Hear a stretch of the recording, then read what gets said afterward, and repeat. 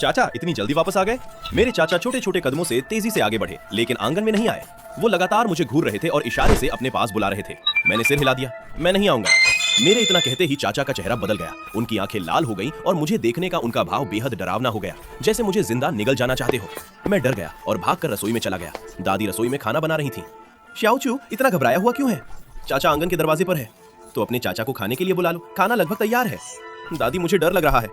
अपने चाचा से क्या डरना? बस डर लग रहा है, चाचा कुछ अजीब लग रहे हैं, बहुत डरावने। मेरी दादी जो में मुझे साथ लेकर रसोई से बाहर आई और आंगन के दरवाजे की ओर देखा। वहाँ कोई नहीं था। अरे वो फिर चला गया। श्याओचू आज रात अंधेरा होने पर हम तुम्हारे दादा को बचाने जाएंगे। चाहे कुछ भी देखो या सुनो, कुछ मत बोलना और पीछे मुड़कर बिल्कुल मत देखना, याद रहा? दादी ये तरीका तुम्हारे दादा ने बताया था और कहा था कि तुम्हें भी साथ ले जाना जरूरी है, डरो मत। दादी ने मेरे सिर पर हाथ फेरा, फिर आसमान की ओर देखकर बुदबुदाई, समय होने वाला है। इसके बाद वो मुझे लेकर मुखिया के घर की ओर चल पड़ी। रास्ते में एक भी इंसान दिखाई नहीं दिया। आसमान बादलों से घिरा था और चारों तरफ का माहौल बेहद डरावना लग रहा था, जैसे बारिश होने वाली हो। जल्दी ही हम मुखिया के घर पहुंच गए। मुखिया आंगन में बैठा चाय पी रहा था। दादी को देखते ही उसने नाराज होकर कहा, चू भाई ने बहुत बड़ा अपराध किया है। तुम मुझसे विनती भी करोगी तो कोई फायदा नहीं, मुझे गांव वालों को जवाब देना है। मुखिया जी आप गलत समझ रहे हैं, मैं श्यांगजी की माँ से मिलने आई। उसे क्यों ढूंढ रही हो? दादी बस हल्का सा मुस्कुराई और कुछ नहीं बोली।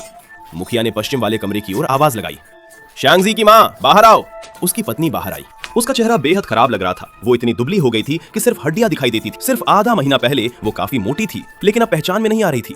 दादी ने कहा, बहन मैं विलो की टहनी लेने आई हूँ। मुखिया की पत्नी की आंखें सुस्त थीं और चेहरा मुरझाया हुआ था।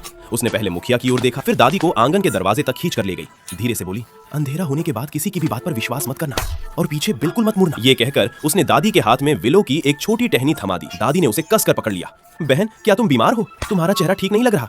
गांव में बहुत लोग बीमार हैं, सावधान रहना। इतना कहकर वो चली गई। दादी वहीं खड़ी होकर काफी देर तक भौहें सिकोड़कर सोचती रही। आसमान और भी अंधेरा हो गया था, चारों ओर धुंधलापन फैल गया। दादी बोली, अंधेरा होने वाला है, अभी भी सूरज की थोड़ी रोशनी है, हमें तुरंत गांव के बाहर निकलना होगा। हम मुश्किल से 7-8 मीटर चले होंगे कि अचानक मेरे चाचा सामने आ गए। उनके चेहरे पर मुस्कान थी और आंखें इधर उधर घूम रही थी, जैसे वो जानबूझकर हमारा इंतजार कर रहे हों। मैं तुरंत दादी के पीछे छिप गया। दादी बोली, जल्दी घर जाओ डोंगजी, अंधेरा होने वाला है। आप लोग कहाँ जा रहे हैं? हम भी अभी घर लौट रहे हैं, तुम पहले घर जाओ। तुम्हारी गर्लफ्रेंड कहाँ है? उसे इधर उधर मत घूमने देना, जल्दी घर में छिपा दो। दादी की बात खत्म होते ही चाचा की आंखें अजीब तरीके से घूमी। माँ शाओशुए गायब हो गई है, मेरी मदद करो उसे ढूंढने में। तो जल्दी उसे वापस लाओ, अंधेरा होने वाला है। रात में गांव में आदमखोर राक्षस निकलते हैं। हाँ चलो जल्दी शाओशुए को ढूंढते हैं। वो कब गायब हुई? कहाँ गायब हुई? पीछे वाले पहाड़ की तलहटी में। लेकिन वो दिशा गांव के बाहर जाने के रास्ते से बिल्कुल उल्टी थी। दादी ने आसमान की ओर देखा। डोंगजी तुरंत घर जाओ। नहीं, मुझे शाओशुए को ढूंढना है। इतना कहकर वो पीछे वाले पहाड़ की ओर चल पड़ा। उसी समय ठंडी हवा चलने लगी, आसमान और काला हो गया। दादी ने उसे रोकने की कोशिश की। वापस आओ डोंगजी, तुम मौत के मुंह में जा रहे हो। माँ मेरे साथ चलो, लोग ज्यादा होंगे तो शाओशुए जल्दी मिल जाएगी। नहीं अब समय नहीं है, सूरज डूबने में बस एक पल बाकी है, जल्दी घर जाओ और छिप जाओ। जब तक शाओशुए नहीं मिलेगी मैं घर नहीं लौटूंगा। ये कहकर चाचा तेजी से पहाड़ की ओर चले गए। दादी चिल्लाई, डोंगजी जल्दी घर जाओ। लेकिन उसी क्षण सूरज डूब गया। पलक झपकते ही अंधेरा छा गया, हवा भी रुक गई, चारों ओर सन्नाटा फैल गया। दादी ने मेरा हाथ कसकर पकड़ लिया और सतर्क नजरों से आसपास देखने लगी। तभी जंगल से कदमों की आवाज आई, टक टक टक। आवाज बेहद अजीब और डरावनी थी। मैं डर कर दादी का हाथ और कसकर पकड़ लिया। अचानक पीछे से चाचा की आवाज आई, माँ मैं शाओशुए को ढूंढने जा रहा हूँ। दादी घबरा गई, लेकिन पीछे मुड़ने की हिम्मत नहीं हुई। उन्हें नहीं पता था कि पीछे सच में चाचा है या आदमखोर राक्षस। वो मेरा हाथ पकड़कर गांव के बाहर की ओर चलती रही। तभी सामने से भी वही कदमों की आवाज सुनाई। फिर मैंने देखा, मेरे दादा हमारे सामने खड़े थे। उनकी आंखें खून की तरह लाल थीं। वो हमें घूर रहे थे और ठीक आधा मीटर दूर आकर रुक गए, जैसे पहले चाचा रुके थे। बुढ़िया इतनी रात में अभी तक घर क्यों नहीं गई? दादा की आवाज बिल्कुल सामान्य थी। लाल आंखों के अलावा उनमें कोई फर्क नहीं था। दादी के माथे पर ठंडा पसीना आ गया, फिर भी वो मुझे लेकर आगे बढ़ती रही। कुछ कदम चलने के बाद पीछे से चाचा की दर्द भरी चीख सुनाई दी, माँ माँ राक्षस मुझे खा जाएगा, माँ मुझे बचाओ।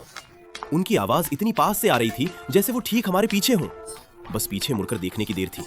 दादी का हाथ लगातार कांप रहा था। दादा हमारे साथ साथ चलते रहे और बीच बीच में बोलते रहे, वापस लौट जाओ, उसके झांसे में मत आओ। गांव के बाहर पेड़ पर जो लटका है वही राक्षस है। वो तुम्हें उसे बचाने के लिए उकसा रहा है। असली राक्षस वही है। वही रात में हम सबको नींद में चलाकर एक दूसरे को मरवाता है। शैतान दबाने वाला पत्थर भी उसी का झूठ है। वो पत्थर बुराई को नहीं दबाता, बल्कि उसी की बुरी शक्ति का साधन है। वापस जाओ। दादा की आंखों से खून के आंसू बहने लगे। वो झूठ बोलते हुए नहीं लग रहे थे।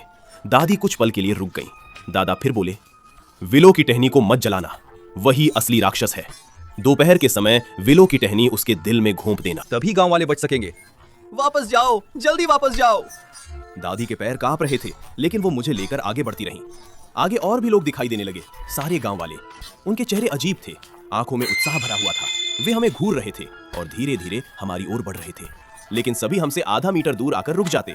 एक औरत बोली, चाची, इतनी रात को कहाँ जा रही हो? दादी ने कोई जवाब नहीं दिया। वो लगातार आगे बढ़ती रहीं। मेरे कानों में गांव वालों की आवाजें गूंज रही थी। न जाने कितनी देर चलने के बाद आखिर हमें गांव के बाहर वाला टिड्डे का बड़ा पेड़ दिखाई दिया। दादा उसी पेड़ से लटके हुए थे। पेड़ के नीचे राक्षसों की भीड़ जमा थी। वे पेड़ के तने को कुतर रहे थे, मानो उसे गिराना चाहते हों। दादा ने हमें देखा और उनके चेहरे पर साफ खुशी दिखाई देने